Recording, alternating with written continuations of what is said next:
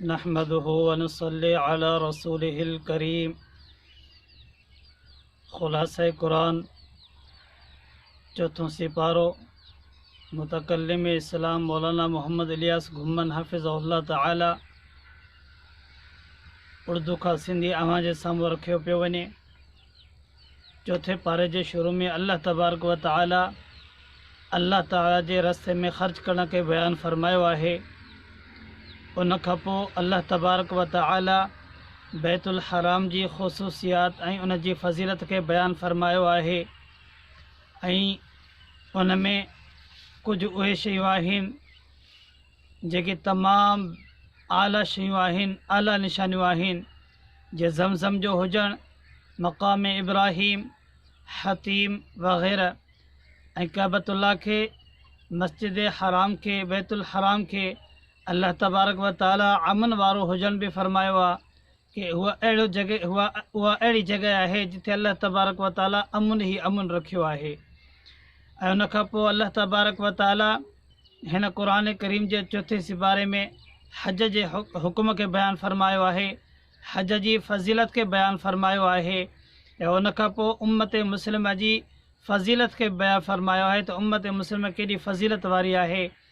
अल्लाह तबारक व ताला इन खां पोइ अमर बिल मारूफ़ नही अनिल मुनकर जो भी ज़िक्र फरमायो आहे कि जेतिरो भी थी सघे नेकी जे हुकुम करण में का अगर सहूलत मौजूद आहे तो उनके इस्तेमाल करे सघे थो।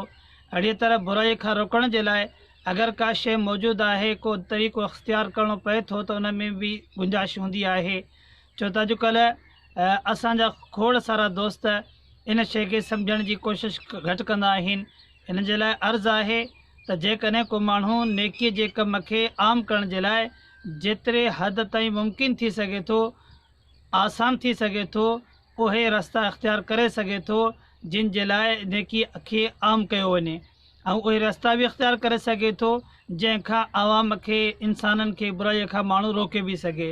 उन खां पोइ अल्लाह तबारक व ताला मुनाफ़िकीन ऐं कुफ़ार सां दोस्ती रखण के मना फरमायो आहे कि मुनाफ़िकीन ऐं कुफ़ार का दोस्ती न रखो, उन सां दिली लगा न हुजे। बाक़ी रख रखा जे लाइ अगर कंहिं थोड़ी घणी रियायत कई आहे त उन जो हुकुम जुदा आहे, उन जी गुंजाइश हूंदी आहे। बाक़ी मुनाफ़िकीन ऐं कुफ़ार सां दोस्ती बिल्कुलु जाइज़ न आहे।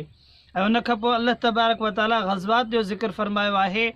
ग़ज़वात में ग़ज़वे बदर, ग़ज़वे उहद और अहिड़ी तरह कई ग़ज़वात थी चुका हुआ, पर अल्लाह तबारक व ताला ख़ुसूसन इन ॿिनि शयुनि जो ज़िक्र फरमायो आहे। ऐं आख़िर में हिन सूरत जे सूरह आल इमरान जे आख़िर में अहले ईमान यानी ईमान वारनि जो तज़किरो फरमायो, उन जी कामयाबी के ज़िक्र फरमायो आहे ऐं उन जी कामयाबी जे चंद उसूलनि के ज़िक्र फरमायो आहे। इहा ॻाल्हि वाज़े अल्लाह से फरमाई कि जेकॾहिं माण्हू जेकॾहिं ईमान वारो तव्हांजे मथां का हालात अची वञनि त ॼमी करे गप करणो आहे, ॼमी वञिणो आहे, इस्तक़ामत की कोशिश करणी आहे ऐं सब्र जी कोशिश करणी आहे। छो त इहा कामयाबी तव्हांजे ई कदम चुमंदी आहे। इहा कामयाबी हूंदी मुस्लमाननि जे लाइ आहे।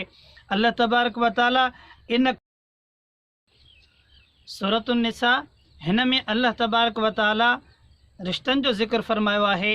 सभ खां पहिरीं तादाद अज़वाज जो ज़िक्र फरमायो कि शादियुनि जे लाइ शादी केतिरे माण्हू शादी जेकॾहिं करणु चाहे हिक खां वधीक त करे सघे थो या न, उन जो ज़िक्र फरमायो। ऐं हिन में अल्लाह ताला इहो भी फरमायो त तव्हां फ़नकिहू मा तौब लकुम मिनन निसा मसना व सुलास व रुबा, जेकॾहिं तव्हांखे पसंदि आहे त हिकु, ॿ, टे, चारि शादियुनि ताईं तव्हांखे इजाज़त आहे।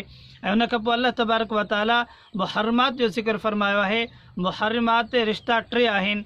हिकिड़ा उहे आहिनि जेके खूनी रिश्ता हूंदा आहिनि, हिकिड़ा उहे आहिनि जेके खीर पीअण वारा रिश्ता हूंदा आहिनि, ऐं टिया उहे रिश्ता हूंदा आहिनि जेके शादीअ जे करे हराम थी वेंदा आहिनि। अल्लाह से हिन में इन टिनि शयुनि जो ज़िक्र फरमायो आहे।